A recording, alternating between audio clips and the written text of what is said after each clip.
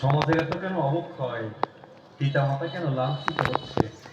বাবারে, প্রকৃতপক্ষে যোগ্য সন্তান যারা বাবাকে কখনো লাঞ্ছনা দিতে পারে না, তারা গঞ্জনা দিতে পারে না, তারা প্রকৃত আদর্শ যদি কেউ মানুষ হয়, আমি দেবো তার সত্য পরিচয়, এই বাবা মাকে কষ্ট দেওয়া সম্ভব নয়।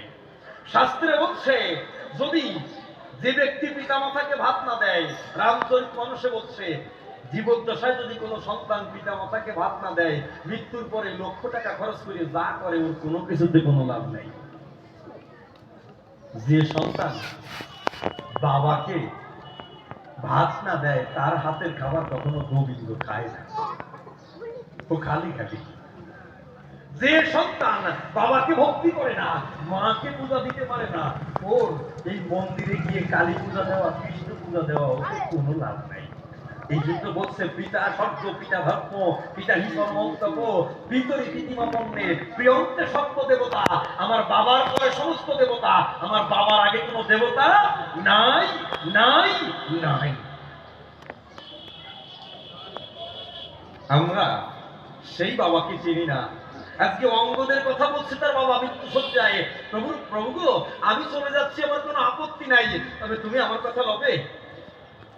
তুমি কথা দাও, আজকের পর থেকে তুমি আমার ছেলেটাকে একটু দেখে রাখবে, আমার ছেলেটাকে তুমি একটু দেখে রাখবে।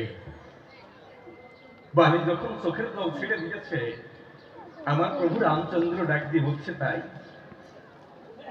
হ্যাঁ, হ্যাঁ বালি অন্তরেতে আছে ভাবো, আমি তোমাকে কথা দিলাম, তুমি যখন থাকবে না, তোমার ছেলেটাকে আজকের থেকে আমি আমি পিতৃ স্নেহ দিয়ে তাকে লালন পালন করব।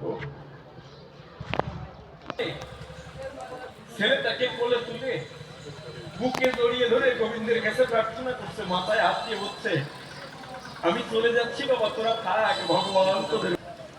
কোন সন্তান যখন বিপদে পড়ে, বলে বলি আপনাদিকে ধারে, কোন সন্তান যখন দুরারোগ্য ব্যাধিতে পড়ে, মা হাত জোর করে গোবিন্দের কাছে প্রার্থনা জানায়, গোবিন্দ আমাকে নিয়ে যাও, তুমি আমার ছেলেটাকে সুস্থ করে দাও।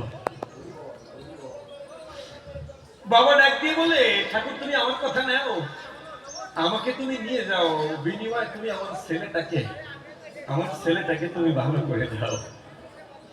আজকে বালিও চোখের জল ছেড়ে দিয়ে বলছে, তাই তুমি চোরাবান মেরে আমাকে বধ করছো, আমার কোনো আপত্তি নেই, আমি চলে যাই, তবে যাবার বেলায় আমার সন্তানের জন্য তোমার কাছে প্রার্থনা জানাই, তুমি আমার কথা ভাবে, আমার ছেলেটাকে তুমি আজকের পর থেকে আমার হয়ে একটু দেখে রাখবে। বাবা, আমি প্রায় কথাটা বলি, আমি মনে করি আমরা 3 বেলা খাবারের পরিবর্তে যদি 2 বেলা খাই, তাহলে আমি গরিব না। একটা মানুষ তখন অনাথ হয়, তখন গরিব হয়, যখন তার জনম দুঃখী মা তার কাছ থেকে চিরজন্মের মতো বিদায় নিয়ে চলে যায়। পরিবর্তনা পিতা মাতা জীবিত থাকতে বলে, এখানে বলি আপনাদেরকে ধারে তাদের চরম সেবা যারা দেয়, তারা 3 বেলার পরিবর্তে যদি 1 বেলাও খায়, আমি যদি মনে করি সেই মানুষটা গরিব মানুষ নয়। একটা মানুষের গরিব মানুষ তখনই গরিব হয়ে যায়, যখন পিতা মাতা নামক বটবৃক্ষের ছায়াটা আমাদের মাথার উপর থেকে চিরজন্মের মতো চলে যায়। আজকে বালি ডাক দিয়ে বলছে, প্রভু আমি চলে যাই, তুমি আমার কথা বলবে, আমার ছেলেটাকে তুমি আজকের পর থেকে একটু দেখে রাখবে, আমি পিতৃ স্নেহ দিয়ে লালন পালন করব। এইবার 14 বছরের বনবাস শেষ করে এখানে বলি আপনাদেরকে ধারে, যখন রামচন্দ্র গেছে অযোধ্যা নগরের পরে, রাজকোষ উন্মুক্ত করে দিয়েছে, যাও তোমরা যে যা পারো নিয়ে নাও, সবাই সবকিছু নেয়, আমি দেবো তার সত্য পরিচয়। একমাত্র অঙ্গদ যেজন ছিল, বট বৃক্ষ মানে বৃক্ষের ছায়ায় বসে সে কাঁদছিল। রামচন্দ্র কথা দিয়েছে, বালিকে তোমার ছেলেকে আমি রেখে রাখবো। দেখ দিয়ে বলছে, অঙ্গদ তুমি কাঁদছো কেন? তুমি আমার কথা নাও, আজকে তো রাজকোষ উন্মুক্ত করে দিয়েছে, তুমি যা ইচ্ছা তাই নাও। বলছে, প্রভু আমি যা চাইবো তুমি আমাকে তাই দেবে? বলছে, হ্যাঁ, তুমি আমার কাছে যা চাইবে আমি তোমাকে তাই দেবো। দেখতে বলছে, প্রভু আমাকে যদি কেউ কিছু দিতে হয়, যে ব্যক্তি আমাকে অনাথ করেছে, যে ব্যক্তি সুরাবান মেরে আমার বাবাকে হত্যা করেছে, আমি আজকে যোগ্য সন্তান হয়ে পিতৃ হত্যার প্রতিশোধ নিতে চাই। যদি আমার কবে আমার এই পিতৃ হত্যার প্রতিশোধ নেব? ওই যে ভক্তের অধীন ভগবান দয়াল রাম ডাক দিয়ে বলছে, তাই ও বুঝেছি, বাবার হত্যার প্রতিশোধ নেবে। তোমার বাবাকে তো আমি হত্যা করেছিলাম, তাহলে পিতৃ হত্যার প্রতিশোধ তোমার যদি নিতে হয়, আমাকে তোমার হত্যা করতে হবে। হ্যাঁ, আমি কথা দিলাম, অন্তরেতে আসে ভাবো, তোমার এই মান আমি রক্ষা করব। আমি তোমার বাবাকে কথা দিয়েছিলাম যে তোমাকে আমি দেখব। আজকে তুমি যখন চেয়েছো তোমার পিতৃ হত্যার প্রতিশোধ নিতে, খুলে বলি তোমার সাক্ষাতে আমি করি বন্দনা, আমি তোমাকে বিমুখ করব না, বিমুখ করব না। তুমি আমার পিতৃ হত্যার প্রতিশোধ নেবে, তবে এই জন্মে নয়, এর পরবর্তী লীলায় আমি যখন দাপর যুগে কৃষ্ণ হব, আমি সেদিন তুমি অঙ্গ তোমাকে জরা ব্যাধ বানাবো, আমি নিম গাছের ডালে বসাবো, তুমি তখন শাখা মৃগ মনে করে আমাকে যখন খোসা দেবে, তুমি তোমার ইচ্ছা পূরণ করতে পারবে, আমিও তখন লীলা সংবরণ করে চলে যাব, তুমি দেখতে পাবে। কৃষ্ণ কি বোঝাতে চেয়েছে? ওরে, আমি যেমন জরা ব্যাধের কথা খাই, ওটা জরা ব্যাধ না, ওটা হচ্ছে জরা ব্যাধি। আমাদের জগতের সবাইকে উনি বোঝানোর চেষ্টা করেছেন যে তোমরাও যেদিন চলে যাবে তোমাদের জরা ব্যাধিকে ধরবে। ওটা জরা ব্যাধ না, জরা ব্যাধি। মৃত্যুর সময় বাবা সেরেসা আসে না, গড়গড়ি আসে না, ওটা হচ্ছে জরা ব্যাধি, জরায় ধরে। তখন আমাদের প্রত্যেককে জরায় ধরবে। জরায় যখন ধরে তখন কিন্তু মানুষের প্রাণটা উড়ে যায় বিচারে। দেখবেন সেরেসা এসে গেছে, নিঃশ্বাস নিতে পারছে না, তখন জরায় ধরে। তাই কৃষ্ণ বোঝানোর চেষ্টা করলো, আমি চলে যাচ্ছি, আমি লীলা সংবরণ করছি, তোমাদেরও একদিন ঠিক এই জরায় ধরবে। ওটা জরা ব্যাধ না, ওটা জরা ব্যাধি, ওটা জরা ব্যাধি। তাহলে এখানে দাঁড়িয়ে প্রমাণ দিলাম, তাই পরিবর্তন না, কৃষ্ণকে কখনো কেউ মারতে পারে না, কৃষ্ণ মরে না, কৃষ্ণ লীলা সংবরণ করে। কথা বোঝা গেছে বাবা? বক্তা দিলাম বিচারে দ্বিতীয় যে প্রশ্নখানা সমাপনী করেছে যোজনা, বুঝি শুনেছেন জ্ঞানী জনা ডাক দিয়ে বলছে, আমার বিদ্যমান তুমি আমার কথা নাও, এই জগৎ সংসারে খুলে বলি তোমার দ্বারে, তুমি আমার কথা লবে। কুরুক্ষেত্রের যুদ্ধ সংঘটিত হয়, এই কুরুক্ষেত্রের যুদ্ধে কৃষ্ণের কেন পক্ষপাতী হয় না? কৃষ্ণ কখনো পক্ষপাতী করে না রে বাবা। এই জগৎ সংসারে খুলে বলি আপনাদের ধারে যিনি জজ, জজ যখন বিচার করে, জজের বিচার কিন্তু ঠিক আছে বাবা, জজের বিচারটা ঠিক আছে, বিচার কখনো ভুল হয় না। কেন হয় না? উনি সাক্ষ্যদের উপরে ভিত্তি করে বিচারটা দেয়। ভুল যদি হয় তাহলে বাবা, যে ব্যক্তিকে উপস্থাপন করা হয়েছে, যে বিচারে সাক্ষ্য দেয়, ওর ভুল হতে না। যদি বলেন না নির্দোষীও সাজা পায়, হ্যাঁ, নির্দোষী সাজা কখন পায়? যখন টাকার কাছে উকিল, বোঝা গেছে, যখন টাকার কাছে জজ বিক্রি হয়ে যায়, ওই ওই রায় কিন্তু উনি যা লেখা আছে বইয়ের পাতায় তাই দেখে পড়ে কিন্তু উনি রায়টা দেয়। ওখানে ভুল নাই। ভুল থাকতে পারে কোথায়? আমি টাকা দিয়ে ভুল সাক্ষ্য যদি গ্রহণ করাই, ওটা হচ্ছে ভুল, ভুলটা কিন্তু জজের না। আমার কথা কি ঠিক আছে? আর বাবা কিছু ভুল হয়, কর্মফল কখনো এড়াতে পারি না, করি বন্ধু না। আমাদের প্রারব্ধ কর্মফল থাকে, আমাদের কর্মফল থেকে কেউ আমরা এড়াতে পারি না। আমার গুরুদেব, আমার গানের গুরু শ্যামল সরকার, আমার দীক্ষারী বাবুর কাছে আমার মা জিজ্ঞাসা করছে, বাবা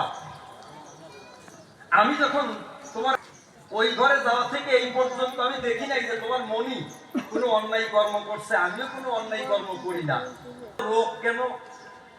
আমি রোগাগ্রস্ত, তোমার মনি রোগাগ্রস্ত, এর কারণটা কি? তখন মৃদু হেসে আমার গুরুদেব ডাক দিয়ে বলছে, তাই আমার মায়ের নাম হচ্ছে মঞ্জু, বলছে মঞ্জুরি, আমাদের কি এক জন্মের বিচার হয়? আমাদের কি এক জন্মের বিচার হয়? তুই বুঝতে শিখার পর থেকে কাউকে ফাঁকি দিস নাই, কাউকে কটুপক্ষ প্রয়োগ করিস নাই, আমার বাবাজিও করে নাই। আর ব্রিটিশানকে সরকার হয়ে কবিগান করছে, ও বুঝতে শিখেছে, অন্যায় কর্ম করছে না। কিন্তু রে বাবা, এ জন্মে তো অন্যায় কর্ম করছিস না, এর আগেও তো জন্ম আমাদের থাকে। গান্ধারী মাতা যিনি, 50 জন্মের খবর জানতেন তিনি, 50 জন্মের ভিতরে কোনো অপরাধ সে করে নাই, কিন্তু এর আগেও তো তার জন্ম ছিল, তার শতপুত্র কিন্তু নিধন হয়েছিল কুরুক্ষেত্রের গায়ে। কে বলেছে পাপ নাই? পাপ আছে বাবা। কথা কি বুঝতে পারছেন? তাহলে আমার গুরুদেব আমার মাকে যে কথাটা বলেছিল যে মালিক এই জগতে তুই খারাপ কর্ম করিস নাই, কিন্তু এর আগেও তো তোর জন্ম ছিল, সেই প্রারব্ধ কর্মফল তোকে ভোগ করতে হচ্ছে, কথা মিথ্যা নয়। তাহলে এটাও কিন্তু অনেক সময় হয় বাবা, হয় না? যে এমন পরিবারে এমন দুর্ঘটনা ঘটেছে, দেখা যায় ওই পরিবারের কেউ কিন্তু খারাপ না, তারপরও ঘটেছে, ঘটে যায় না? এটা প্রারব্ধ কর্মফল। এটা হচ্ছে প্রারব্ধ কর্মফল। প্রারব্ধ কর্মফলের সাজাটা আমার নিতেই হবে, আমি নেব। কোথায় বাবা? এক রাজামশার বাড়িতে, এক রাজার বাড়িতে, এক রাজার বাড়িতে একটা ভিখারি, একজন ভিক্ষুক, এক পাগল, সে গিয়ে সকালবেলায় খাবার খেতে চেয়েছে। রাজার স্ত্রী যিনি, তারপর ওই পাগল কিন্তু রাজবাড়ির ভিতরে না খেয়ে ওই প্লেটটা নিয়ে ওই রাজবাড়ি থেকে বেরিয়ে এসে বড় একটা তেঁতুল গাছ, ওই তেঁতুল গাছের নিচে বসে খাবার খাচ্ছে। তেঁতুল গাছের নিচে বসে যখন খাবার খায়, আমি দেবো তার সত্য পরিচয়, ঠিক সেই সময় ওই তেঁতুল গাছের উপরে একটা বাজ পাখি এসে পড়েছে। বাজ পাখি, বাজ পাখিতে কি খায়? ওরা কিন্তু সর্প ধরে খায়।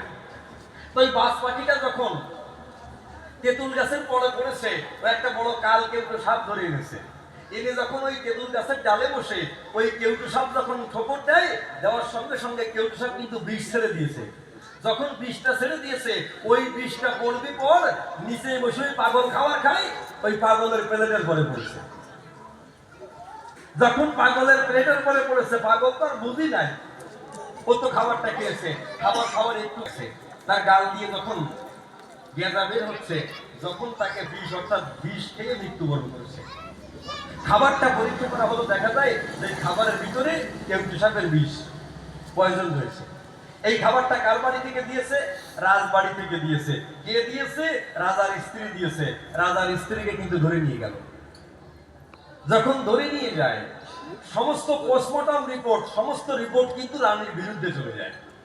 রানী চিৎকার করে বলছে আমি অপরাধ করি নাই, আমি এই পাগলটাকে কেন মারবো? ও তো পাগল, আমি ওকে খাবার দিয়েছি, কিন্তু আমার বাড়ি বসে খাবারটা খাই নাই, ও রাস্তায় বসে খেয়েছে, আমি মূলত ওই সাপের বিষ তাকে দেই নাই। বাস্তবে কিন্তু সে দেয় নাই। যখন না দিল, কিন্তু জজ সাহেবকে যাবজ্জীবন কারাদণ্ড ডেকে দিল। যখন যাবজ্জীবন দেয়, রাজামশাই মনে মনে চিন্তা করছে, মনে আমার স্ত্রী নিষ্পাপ, কিন্তু তাকে জজ সাহেব সাজা দিল। উনি একদিন স্ত্রীর সঙ্গে দেখা করবার জন্য যখন যখন যায়, আমি দেখো তার সত্য পরিচয় ডাকছে, বলছে রানী তুমি আমার কথা লবে, একটা সত্য কথা বলবে, তুমি কি প্রকৃতপক্ষে পাগলকে বিষ দিয়েছিলে? বলছে না। তা বলছে তাহলে বিষ তুমি যদি না দাও, আমি জানি ধর্মের কল বাতাসে নড়ে, এগুলো বলি তোমার দ্বারে নিরপরাধ ব্যক্তি কেন সাজা পাবে বিচারে? আমি তো বুঝতে পারছি না। এই কথাটা যখন রানীকে বলেছিল, রানী তখন মৃদু ভাই সে ডাক দিয়ে বলেছিল, রাজা ধর্মের কল বাতাসে নড়ে, পাপের সাজা সে পায়, কিন্তু আজকে যদিও আমি ওই পাগলকে হত্যা করি নাই, কিন্তু আমার ছোটবেলায় তোমার সঙ্গে বিবাহ হওয়ার আগে এগুলো বলি তোমার পুরো ভাগে আমার একজন খেলার সাথী ছিল। আমি একটা পর্বতের পরে যখন যাই, ওইখানে গিয়ে খেলা করছিলাম, খেলার ছলে আমি যখন ওই মেয়েটাকে আঘাত করেছিলাম, পাথরের আঘাত থেকে ওই মেয়েটা মারা গেল, আমার কাছ থেকে সে মারা গেল, আমার আঘাতে মারা গেল, কিন্তু আজ পর্যন্ত কেউ তার আসামি খুঁজে পাই নাই। আমি মূলত সেই ব্যক্তি, আমার ছোটবেলায় আমার বান্ধবীকে ধাক্কা দিয়ে ফেলে দিয়েছিলাম। রাজামশাই তখন বুঝতে বাকি নাই, জ্ঞানী মানুষ তো, ডাক দিয়ে বলো এটা সত্য কথা, আজকে তোমার পাপের সাজা তুমি পেলে, জজ সাহেব লিখে দিল, কিন্তু যে পাপের জন্য সাজাটা পেলে ওই পাপটা তুমি করো নাই, কিন্তু তোমার পাপের সাজা ভগবানের তরফের থেকে এটা হয়ে যায়। এটা হচ্ছে প্রারব্ধ কর্মফল। কথাটা যুক্তি আছে কিনা? রাজামশাই ডাক দিয়ে বললো, রানী তুমি তাহলে থাকো, আমি যাই করি বর্ণনা, আর আমি কাউকে জন্য তোমার কাউকে দোষারোপ করবার প্রয়োজন নাই, এটা আমার প্রারব্ধ কর্মফল। তাহলে কর্মফল থেকে কেউ কখনো এড়াতে পারে না। কৌরব আর পাণ্ডবদের যখন যুদ্ধ হলো, আপনাদের কাছে খুলে বলা হলো, এই কৌরবরা পাপী ছিল, এই পাপী থাকার কারণে পাপের সাজা তারা পেল, পরিবর্তনা গেছে গেছেন তিনি। কেন গেছেন? আপনাদের এলাকায় ত্রিনাথের মেলা হয় না বাবা? ত্রিনাথের মেলা একটা গান আছে যে ত্রিনাথ আমার বড় দয়াল, কিছু নারে চাই, ভক্তি ভরে বেদন ডাকে ত্রিনাথ তার বাড়িতে যায়। আসলে একটা গান, ভক্তি ভরে যে ডাকবে তার কাছে ত্রিনাথ যাবে। আমিও খ্রিস্ট রসময় ভক্তি ভরে যেজন আমাকে ডাকান, তাই আমি তার কাছে যাই। ঘুরে বলি তোমার বিদ্যমান করি বন্দনা, আমাকে না চাইলে তো তার কাছে আমি যাই না। কৌরব দ্বারা কিন্তু কৃষ্ণকে জীবনে চাই নাই। কেন চাই নাই? কৃষ্ণের সঙ্গে যুদ্ধ করবো না, আমি অস্ত্র ধরবো না বলেছিল না দুর্যোধন, আমার দরকার নাই। অন্তরকে আছে বাবু কৃষ্ণের সঙ্গে যে নারায়ণী তো এক অক্ষরই শূন্য, এক অক্ষরই মানে কত অক্ষরের বেশি শূন্য যদি আমার পক্ষে থাকে আমার দল ভারী হবে। ও খালি কৃষ্ণকে নিয়ে আমি গর্বটা কি পরিবর্ত না, ওই খালি কৃষ্ণকে আমার দরকার নাই। কিন্তু অর্জুন মনে মনে চিন্তা করেছিল বন্ধে পরিবর্তন কৃষ্ণ শুয়ে আছে কপট নিদ্রায়, মাথার কাছে তার সিংহাসন ছিল, সিংহাসনের পরে গিয়ে দুর্যোধন বসেছিল। আর অর্জুন যিনি কৃষ্ণের পায়ের কাছে গিয়ে চোখের জলে চিন্তিত হয়েছিলেন তিনি, ওটা যখন কৃষ্ণের চরণ পড়ে পড়ল, কৃষ্ণ ঘুম থেকে জেগে উঠে আগে পায়ের দিকে লক্ষ্য দিয়েছিল। করি বর্ণনা আমার এই জগৎ সংসারে সমস্ত কিছু বেইমানি করতে পারে, কিন্তু ভক্তের চোখের জল কখনো বেইমানি করে না।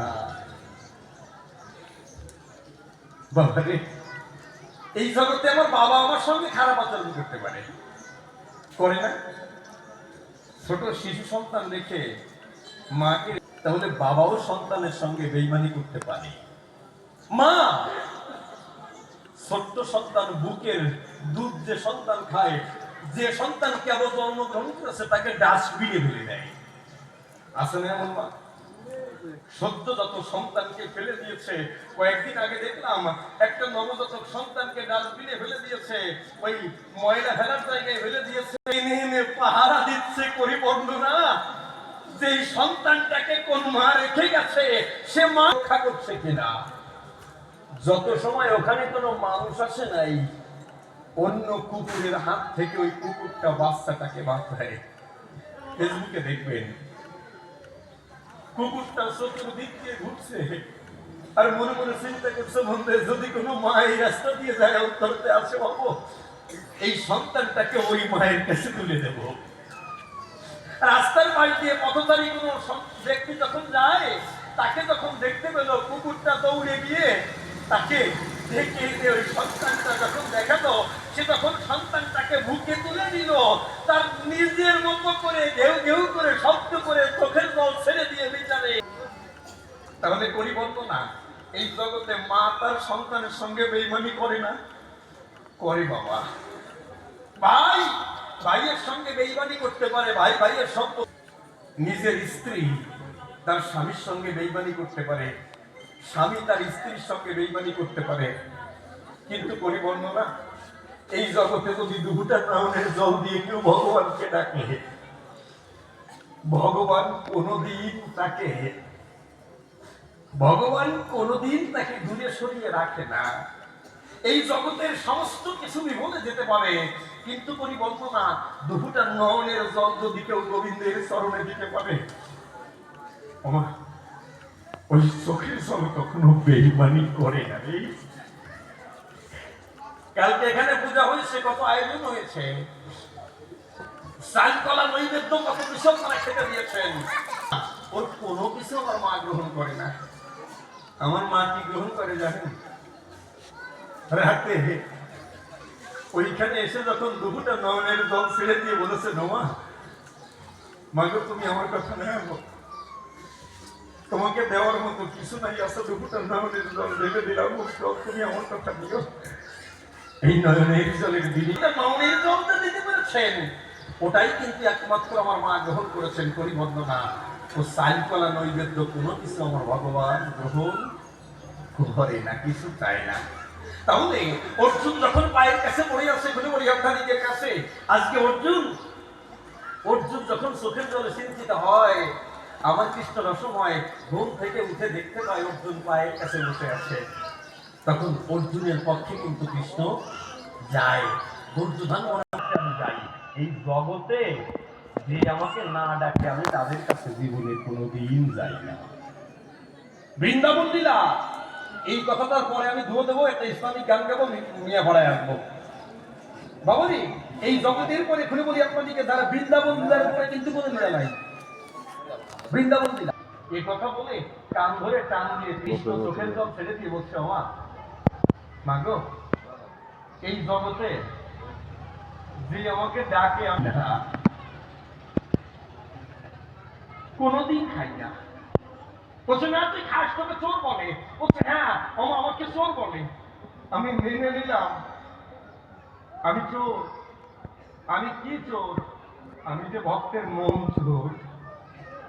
আমি যে ভক্তের মনটাকে চুরি করি। পরিবর্ণ না ওমা, ওরা যে নদীটা আমার জন্য রেখে ওদের বাড়িতে যেতাম না। প্রমাণ কোথায়? আমরা সবাই জানি যে কৃষ্ণ ননি চুরি করে খায়। আপনার একটা গান শোনেন নাই, ননদিগো যা ফিরে যা করে, প্রেম সাগরে ননদি যা ফিরে যা করে। আজকে রাধারানী বলছে, ননদি তুই ঘরে ফিরে যা, ঘরে ফিরে যা, গিয়ে বলিস তোদের আমার প্রেমের কুঞ্জে গিয়ে একটু সাজের প্রদীপ দিবি,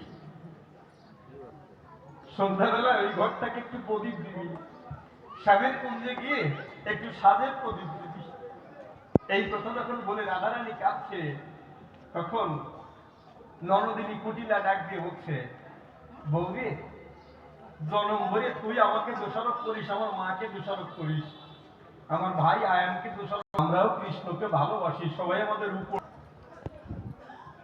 জানিস বাবু, কৃষ্ণ যখন আমাদের ঘরে ননি খেতে যায়, আমি আমার মা আমার ভাই আমরা তিনজনে মিলে লাঠি নিয়ে কৃষ্ণকে তাড়া দিই। সবাই জানে লাঠি নিয়ে কৃষ্ণকে আমরা তাড়াই, তাই আমাদের তিরস্কার দেয়। কিন্তু পরেরটা কেউ জানে না রে। আমরা যখন দেখি কৃষ্ণ ননি চুরি করে খায়, আমরা লক্ষ্য করে দেখতে পাই কতটুকু খেতে আর অল্প একটু ননি হাতে আছে, তখন আমরা তাকে তাড়া দেই। কেন জানি? কৃষ্ণ যখন চলে যায়, আমরা তিনজনে মিলে ঘরের ভিতর গিয়ে কৃষ্ণের উচ্ছিষ্ট প্রসাদটুকু আমরা খাই। সবাই দেখে যে কৃষ্ণকে আমরা তাড়াই, কিন্তু না, সবাই দেখলো তাড়াই, কিন্তু এটা দেখলো না। কৃষ্ণ যখন চলে যায়, আমরা তিনজনে ঘরের ভিতর গিয়ে ও যেখানে দাঁড়ায় ওইখান থেকে চরণের ধুলি আমরা তিনজন তুলে দেই। কৃষ্ণের চরণ ধুলি মাথায় নেই, আর কৃষ্ণের উচ্ছেদনের প্রসাদ যে নদীটুকু থাকে ওইটুকু আমরা তিনজনে মিলে ভাগ করে খাই।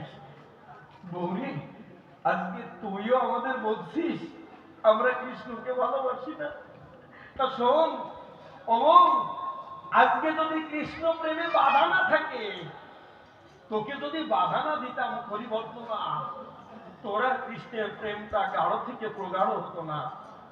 নদী যখন ছুটে চলে, সেই কথা বলি খুলে, ওই নদীতে বাদ না দিলে নদীর কৃষ্ণ প্রেমে বাধা ছিল, তাই প্রেমটা গাঢ় থেকে প্রগাঢ় হয়েছে। আমাদের দর্দিস পরিপূর্ণ না, আমি আমার দাদা আমার মা আমরা তিনজন না থাকলে তোর এই প্রেম লীলাটা জগতে প্রচার হতো না। তাই তুই আমার কথা লবি, যখন কৃষ্ণের কোলে কোন মেশাবি, তুই আমার কথা লবি, সেদিন কৃষ্ণের কাছে গিয়ে আমাদের হয়ে এই এই খবরটা পৌঁছে দিবি। যেদিন আমাদের প্রাণ পাখি উড়ে যাবে, আমাদের জরাজীর্ণ দেহখানা ভব নদীর কিনারে গিয়ে দাঁড়াবে, আমরা যখন হা কৃষ্ণ প্রায় কৃষ্ণ বলে ডাক দেব, সেদিন যেন কৃষ্ণ মাধব আমাদের এপার থেকে একটু পারে প্রাণ তুলে দেয়।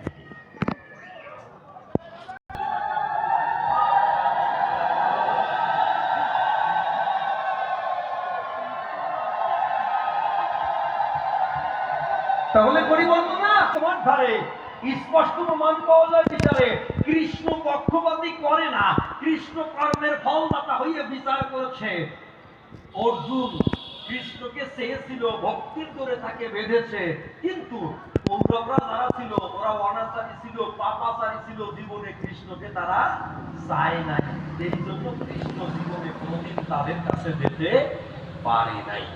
আমি ধোয়াতুলসী কৃষ্ণ ঘোষ, কৃষ্ণের কোনো জায়গায় নাই এক বিন্দু দোষ।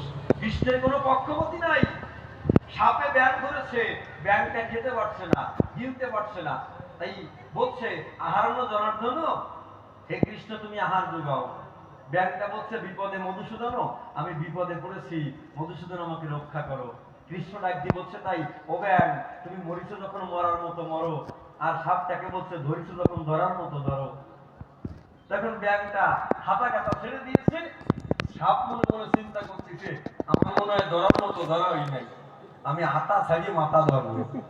যখন হাতা ছেড়ে মাথা ধরতে গেছে, ওই সময় ব্যাংকটা স্বল্প লাভ দিয়ে জলের ভিতরে চলে গেছে। সাপটা ডাক দিয়ে বলে প্রভু হাত দিলে তা কেড়ে নিলে কেন? বলছে এই হারাম দাদা, আমি কেড়ে নিলাম কোন জায়গায়? এই আমি তোকে বলেছি ধরেছিস যখন ধরার মতো ধর, আমি কি বলেছি ছাড়িয়ে দিয়ে ধর? তুই ছাড়িয়ে দিয়ে ধরে কৃষ্ণের তোর দিচ্ছিস কেন? এক মিনিটে বাড়ি ধরতে হবে, এক মিনিটে।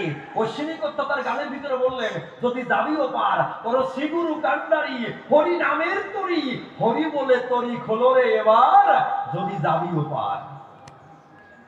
বলছে না গানে বাবা, ওই পারে যদি যেতে হয় এক নিরিখে পাড়ি ধরতে হবে, এক নিরিখে পাড়ি না ধরলে তাকে তো পাওয়া যাবে না। তাকে আমি ছাড়িয়ে দিয়ে ধরতে বলি নাই। তাহলে এখানে দাঁড়িয়ে জবাব দিলাম কৃষ্ণের কোনো পক্ষপাতী নেই। এবার ডাক দিয়ে বলছে গান শুনলে নাকি গুনাহ হয়, বলেছে না মিয়ামাইকে নাকি গান শুনলে গুনাহ হয়। কেনা কইছে গান শুনলে গুনাহ হয়? ওরে যে গানে আনে উন্মাদনা সে গান শুনতে আছে মানা। পবিত্র কোরআনে মানা রয়েছে প্রবল, সূরা লোকমানে মালিক রহমান জানাইয়াছে অবিকল, যে গানে প্রেমের পরশ মেলে না কোষে যে কলের গানের কোলাহল। ওরে যে গান শুনলে গুনাহ হয়, ওতে হিন্দুকেও হয় মিয়াকেও হয়। কি কাঁচা মরই গাছে বন্ধু ঝাঁকি দিও না, আচ্ছা এই গান শুনলে গুনাহ হয় না? ওই হিন্দুকেও হয়। ওই যারা কি গান আছে না, শিশুকাল ছিল বড় যৌবন কেন আসিল, বন্ধু 3 দিন তোর বাড়িতে গেলাম দেখা পাইলাম না, হ্যাঁ এই সমস্ত গান, এই গান শুনলে গুনাহ হয় না? কি এ কোন ইঙ্গিত করে? এ পরকালের ইঙ্গিত করে না? এই সমস্ত গান গালিও গুনাহ হয়, ওই হিন্দুকেও হয় মিয়াকেও হয়। কিন্তু যদি গাওয়া হয় যে আল্লাহ রাসূল বল বল মুমিন আল্লাহ রাসূল বল, এবার ফেলে দিয়ে মায়ের কথা শোনা মতো চল, এটা কি গুনাহ হয়? যদি গাওয়া হয় নবী নামের নৌকা করো আল্লাহ নামের পাল খাটাও বিসমিল্লাহ বলিয়া মুমিন কুলের তরি খুলে দাও, এতে কি গুনাহ হয়?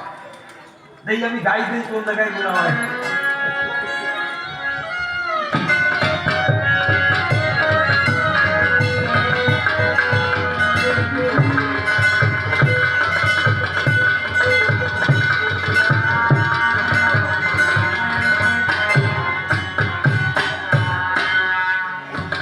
ওই নবী নামের নৌকা করো আল্লাহ নামের পাল খাটাও,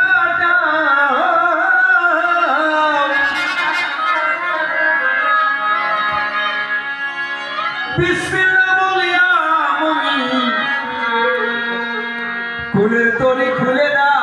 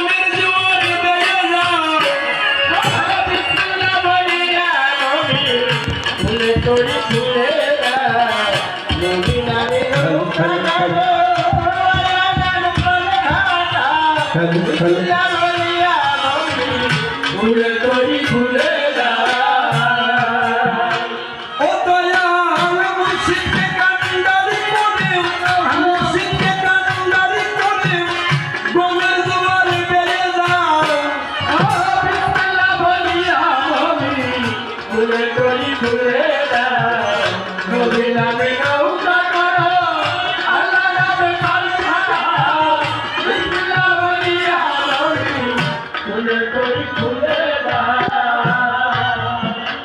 যার কৃপাতে মাটির মানুষ মাটির ধরাতে সুখ সম্পদের সম্ভব করলে সবই বলাতে ও যার কৃপাতে মাটির মানুষ মাটির ধরাতে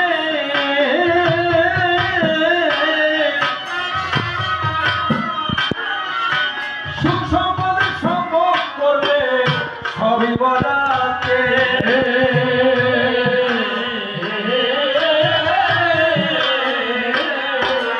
ওই এখন মালায়া নদীর সরাতে মালায়া নদীর সরাতে বাঁধিয়ারে খোলা নাও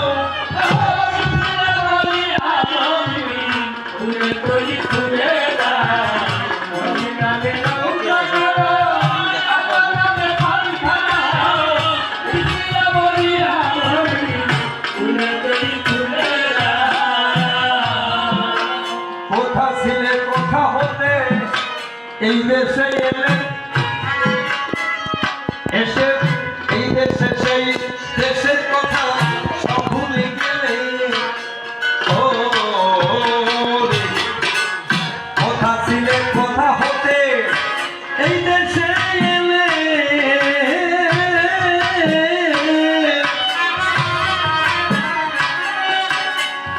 এসে এই দেশে সেই দেশের কথা সব ভুলে গেলে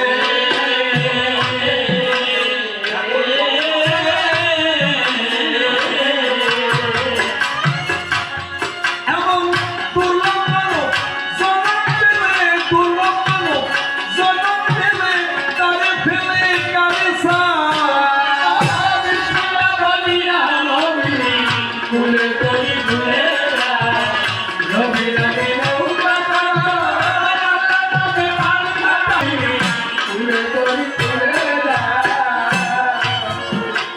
ইমান সহজে জনে করে আল্লাহর ইবাদত অন্তর দিয়ে সে করে তার বান্দার খেদে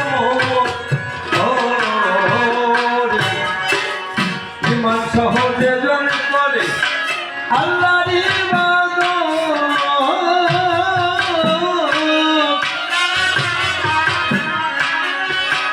অন্তর দিয়ে সে করে তার বান্দার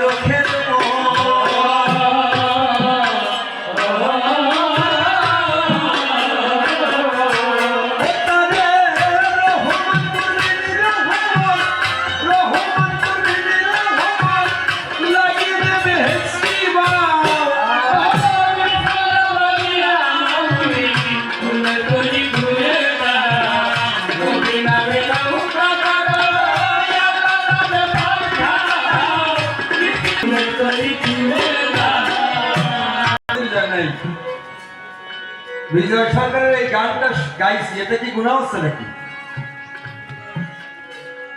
যে গানে নবীর কথা কয়, যে গানে বান্দার মঙ্গলের কথা কয়, সে গানটা কিন্তু খারাপ গান নয়।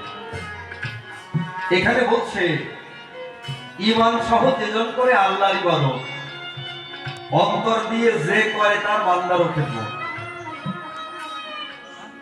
হিন্দু ধর্ম আর ইসলাম ধর্ম নিয়ে আমরা এত মাতুব্বরি করি, বিভেদ সৃষ্টি করি, কিন্তু বাবা সাধকের কথা তো এক, সৃষ্টিকর্তা তো একজন। যদি বলে যে না মিয়া ভাইকে আল্লাহ সৃষ্টি করেছে আর কোন ভাইকে আল্লাহ সৃষ্টি করেনি, এটাও তো ভুল হয়। নবীকে যদি আপনারা বলেন শুধুমাত্র আপনাকে কয়জনের নবী, তাহলে তো হয় না। ওনারা যে সারা জাহানের নবী করে, ওনাকে তো বিশ্ব নবী হযরত মুহাম্মদ সাল্লাল্লাহু আলাইহি ওয়াসাল্লাম কয়। তা যদি বিশ্ব নবী হয় তো বিশ্বের মধ্যে আমরা নব কয়জন নেই? উনি যদি সারা জাহানের নবী হয়, তো জাহানের মধ্যে কি নব কয়টা? নবগুলোকে বাদ দিয়ে দিয়ে জাহান তৈরি হয়েছে নাকি? বাবা আমি বুঝি না। তবে মূলত আমি মনে করি তাই, সৃষ্টিকর্তা এক কথায় একজন। কেউ তাকে আল্লাহ মাবুদ বলে ডাকে, উনি সবকিছু সৃষ্টি করেছেন। আবার হিন্দুরা যদি বলে সৃষ্টিকর্তা একজন ঈশ্বর, হ্যাঁ ঈশ্বরই সব সৃষ্টি করেছেন। ওরে বাবা, এই জগতে মানুষ কেউ হয়ে আসে না, এসে মানুষ হতে হয়। কি বাবা, ধার্মিক কিন্তু এসে হতে হয়, কেউ ধার্মিক হয়ে আসে না। মুসলমান কেউ হয়ে আসে না সুন্নত দেওয়ার পরে মুসলমান হয়, কলেমা পড়ে মুসলমান হতে হয়। সনাতন ধর্মে জন্মগ্রহণ করেছে তাই সনাতনী না, সনাতন ধর্মে জন্মগ্রহণ করবার পরে সনাতনী হতে হয়, সেটা প্রচার পাবে আমার আচরণের দ্বারায়। ইসলাম শান্তি ধর্ম, ইসলাম মানেই শান্তি। যারা অশান্তি করে তারা তো ইসলামই না, ইসলাম ধর্মের মানুষ না। বাবা যদি টিকে ধরি তা টিকা লোক খুব কমই হওয়া যাবে, হিন্দুদের মধ্যেও হওয়া কম, মুসলমানদের মধ্যেও হওয়া কম। যেখানে আমার দিনের নবী সামনের বাণী প্রচার করে গেলেন, উনি বললেন যার যার ধর্ম তাকে পালন করবার সুযোগ দাও। কারো ধর্ম কারো উপর, তোমার ধর্ম কারো উপর চাপিয়ে দেওয়ার চেষ্টা করো না। বিদায় হতে ভাষণটা বলবেন, সেখানে কি বলছে পরিবর্তন না, বিদায় হতে ভাষণ যুক্তি আসে না। বিদায় হতে ভাষণটা যদি আমরা নারীকে অধিকার দাও, শ্রমিকের গায়ের ঘাম শুকানোর আগে তার মজুরি দাও, এটা দিনের নবীর কথা। বাবা, বুড়ি প্রত্যেকদিন রাস্তায় কাটা পুঁতে রাখে, দিনের নবীর রাস্তা দিয়ে যায়। কেন পুঁতে রাখে? ওই কাটা যত দিনের নবীর পায়ে লেগে ব্যথা পায়, বুড়ি আনন্দ পায়। একদিন কাটা নাই, দিনের নবী মনে মনে চিন্তা করছে কাটা তো নাই, বুড়ি গেল কোথায়? উনি তো অসুস্থ, আমাকে কষ্ট দেওয়ার জন্য কাটা পুঁতে রাখে, অন্তরেতে আছে ভাবো আমি একটু গিয়ে দেখবো। যখন গেল, যাওয়ার পরে গিয়ে দেখতে পায় বুড়ি শুয়ে আছে বিছানায় বারান্দায়। বুড়িমা কি হয়েছে? তো বলছো তুমি কে? তা বলছে আমি হযরত। তো বলছো তুমি? বলছে আমি সবাই হযরত মুহাম্মদ সাল্লাল্লাহু আলাইহি ওয়াসাল্লাম কয়। আমি সেই যে ব্যক্তির পায়ে যাতে কাঁটার খোঁচা লাগে প্রত্যেকদিন সকালবেলা যে কাঁটা পুঁতে রাখো, যে কষ্ট পেলে তুমি আনন্দিত হও, আমি সেই। বুড়ি মনে মনে চিন্তা করে, তাই এ কেমন মানুষ, আমি তাকে কষ্ট দিতে চাই, প্রতিদানে আমাকে কষ্ট না দিয়ে আমার বাড়িতে এসেছে। আচ্ছা তুমি এসেছো কেন? বলছে আমি দেখতে চাই তুমি, তোমার কোনো সমস্যা হয়েছে কিনা, আমি তোমার কোনো উপকারে লাগি কিনা। তাহলে এই কথা যদি দিনের নবীর কাছে আমরা পাই, তাহলে কাউকে কি ছোট করবার মতো কোনো ব্যাপার আছে? আমারে ঘর ভাগি আছে যেবা, আমি বাঁধি তার ঘর, আপন করিতে কাঁদিয়া বেড়াই, যে মরে করেছে পর, যে মরে করেছে পথে দিবাকি, পথে পথে আমি ঘুরি তার লাগি, কি আছে না? তাহলে পরিবর্তন না, যে আমার ঘর ভেঙেছে আমি তার ঘর ভাঙতে চাই, যদি আমি এমন হতে পারি তাহলে আমার দ্বারাই কোনো অপকর্ম করা সম্ভব নয়। ভারতবর্ষের গান্ধীজি, উনি গীতাকে মা জ্ঞানে পূজা দিতেন। ওনার আদর্শটা ছিল যদি তোমাকে একটা চড় কেউ ওনার গালে দেবে, উনি প্রতিদানে আঘাত না করে বলবে তুমি কি ব্যথা পেয়েছ? গান্ধীজি ভারতবর্ষে করি বন্ধ না। তাহলে এই আদর্শের মানুষ যারা, তারা কোনো হিংসা করতে পারে না। তাহলে দিনের নবীর জীবনী পড়লেও দেখতে পাই উনি কিন্তু হিংসাটাকে প্রশ্রয় দেন নাই। তাহলে আমরা যেটা করছি, আমরা কি দিনের নবীর আদর্শ নিয়ে করছি? দিনের নবীর আদর্শ নিয়ে যদি আমি করি, তাহলে ধর্ম পালনে তো আমি বাধা দিতে পারি না। আমি তো কারোর গায়ে অন্যায়ভাবে আঘাত করতে পারি না। যদি সে অন্যায় করে থাকে তাকে সাজা দিতে পারি, কিন্তু বিনা অন্যায়তে কাউকে আঘাত করতে আমি পারি না। তাহলে তো আমি ইসলাম ধর্মের লোক না। এই জন্য বলছে বাবা, যে ইমান সহ যেজন করে আল্লাহর ইবাদত, অন্তর দিয়ে যে করে তার বান্দার খেদমত। বাবা, আগে আল্লাহকে খুশি করতে হলে তার বান্দাদের সঙ্গে ভালো আচরণ করতে হবে। কয়দিন পরে বকরিদ, কুরবানি না কয়দিন পরে? 2.5 মাস পরে। তাহলে কুরবানি দেওয়ার উদ্দেশ্য আল্লাহকে খুশি করা। তা আল্লাহকে খুশি করতে গেলে আপনার কি করতে হবে? পশু কুরবানি করে সেটা 3টে ভাগে ভাগ করে 1 ভাগ আপনার, 1 ভাগ হচ্ছে ফকির মিসকিন যারা মানে এলাকায় কিনতে পারে না যারা তাদের, আর 1 ভাগ তোমার আত্মীয় স্বজনের। আমি তখনই খুশি হব যখন এই গোস্তটা সমভাবে বন্টন হবে। তোমার বাড়ির পাশে কেউ না খেয়ে আছে, তাকে তুমি গোস্ত দাও। তোমার আত্মীয় স্বজন যারা আছে তারা তো অনেকে কিনে খেতে পারে না, তারা তুমি গোস্তটা দাও। তার মানে কি, তুমি বড় লোক হতে পারো, সবার সঙ্গে সমানভাবে তুমি অংশীদার হও। ঠিক কথা তো তাই। কিন্তু বর্তমান সময় দেখবেন কুরবানির সময় ডিপ ফ্রিজ বেশি বিক্রি হয়।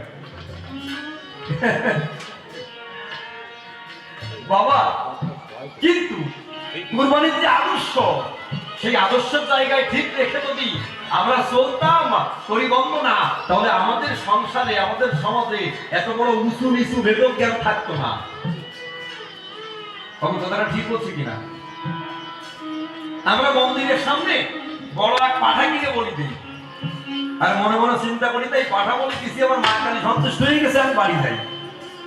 না না, ওরে বনের পাঠা কিনে বলি দিলে যদি মা সন্তুষ্ট হতো, তাহলে এই জগতে ধনী যারা হাজার হাজার পাঠা বলি দিয়ে সবাই স্বর্গের রাস্তা খুঁজে হতো।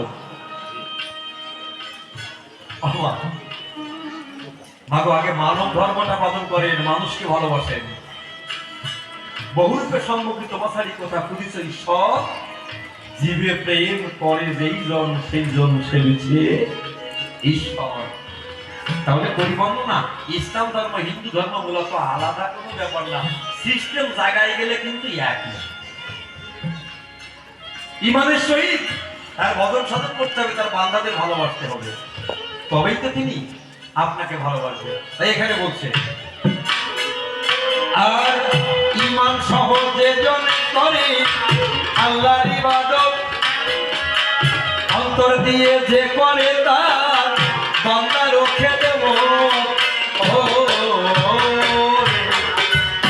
ঈমান সহজে জন করে আল্লাহর ইবাদত,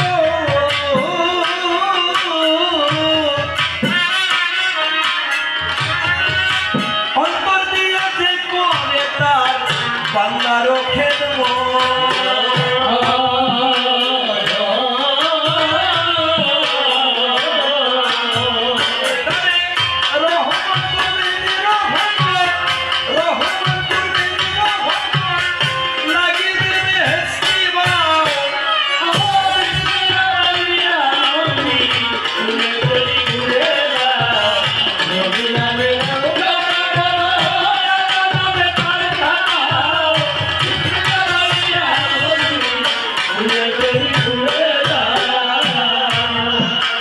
বিজয় বলে দিনের নবী, দিনের মোনাজাত পাঠাইয়ে দাও যেখায় আছে মানুষ আর পাগলা।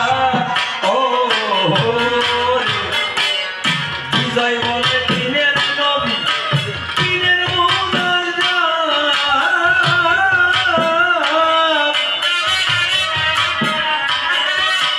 পাঠাইয়ে দাও যেখায় আছে মানুষ আর পাগলা।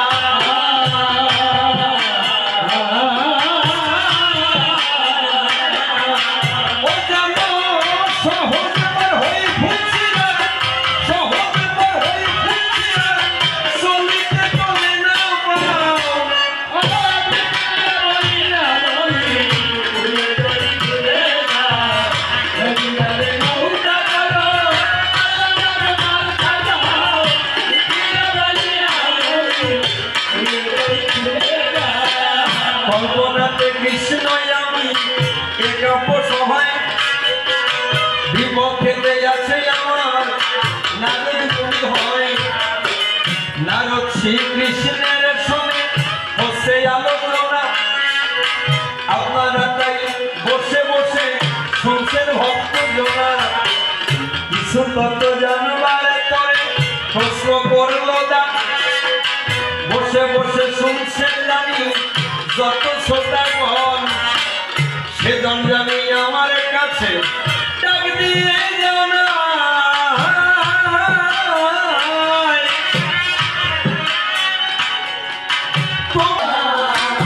সুন্দর কথা বলেছে। এখন নরকে আমাদের কখন যেতে হয়? যখন যখন মানুষ মেনে চলে তখন তারা নরকে যায়। নরকে কখন যায়? আমার আমিত্বের দোষে মানুষ নরকে যায়। যখন মানুষের দেহের ভিতর এসে যায় আমি পারি আমি করি, এই আমি পারি আমি করি যখন আমার ভিতরে চলে আসবে তখন আমার নরকে যাওয়ার রাস্তা তৈরি হবে। কিন্তু এই আমিত্ব যদি আমি স্বামিত্বে পৌঁছাতে পারি, ভগবান আমাকে দিয়ে করায় তাই আমি করি, ভগবান যদি আমাকে দিয়ে কিছু করায় তাহলে আমি তাই করি, এমন যদি চিন্তা চেতনা কখনো কারো দেহের ভিতরে জন্মায়, করি বন্দনা, সে কখনো বাবা নরকে যায় না। বাস্তব কথা কিন্তু এটা। নরকে যাবেন কখন? আপনার আমিত্ব চলে আপনি নরকে যাবেন। ওরে আমি আমি আমার 10 বিঘা সম্পত্তি আছে, আমার জমি, আমার জমি, কি বাবা আমার জমি, পথটা তোমরা উপেক্ষা করে চলবা। আমি বলেছি যথা ধর্ম তথা জয়, অধর্মের হয় পরাজয়। তোমরা পথে চলো, কিন্তু মানুষ যখন আমার এই বাণীটা মানতে চায় না, বাবা দায় থেকে হরি গুরু, দায় সরে গেলে আমরা কিসের গুরুকে ভক্তি করি?